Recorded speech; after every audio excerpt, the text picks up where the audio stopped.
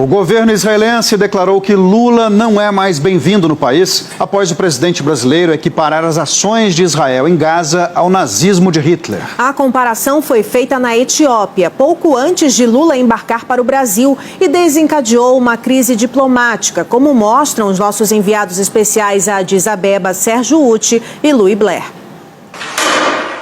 A guerra na faixa de Gaza foi assunto em todos os 5 dias da agenda do presidente Lula no Egito e na Etiópia.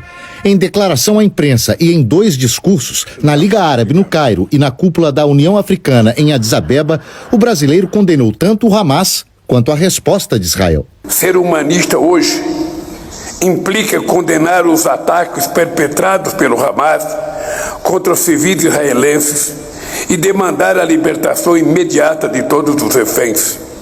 Ser humanista impõe igualmente o rechaço à resposta desproporcional de Israel. Mas na entrevista coletiva que deu na Etiópia, o único momento em que respondeu perguntas dos jornalistas e falou sobre o assunto de improviso, o tom do presidente mudou. Sabe o que está acontecendo na faixa de Gaza com o povo palestino?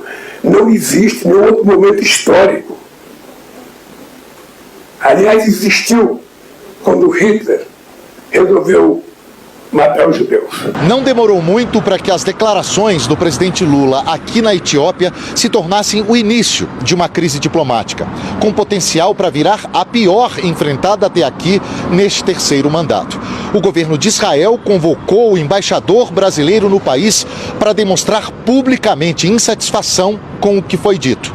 Isso não quer dizer rompimento de relações diplomáticas, mas é um instrumento usado apenas em crises mais sérias entre 2 países. Pelas redes sociais, o primeiro-ministro Benjamin Netanyahu disse que Lula cruzou uma linha vermelha. Horas depois, num evento em Jerusalém, foi além. Today, the president of Brazil O presidente do Brasil desonrou a memória de 6 milhões de judeus assassinados pelos nazistas e demonizou o Estado judeu como o mais virulento antissemita. Ele deveria se envergonhar, afirmou o premier. A crise entre Israel e o Brasil foi destaque em vários portais da mídia internacional neste domingo.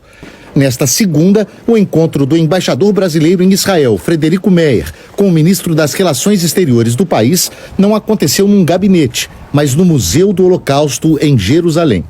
Israel Katz apostou no simbolismo para aumentar o tom das críticas ao brasileiro. Eu gostaria de informar ao presidente em meu nome e em nome dos cidadãos de Israel que nós não perdoaremos e que ele é uma pessoa não grata em Israel, até que se retrate ou se desculpe por suas palavras, afirmou o chefe da diplomacia israelense.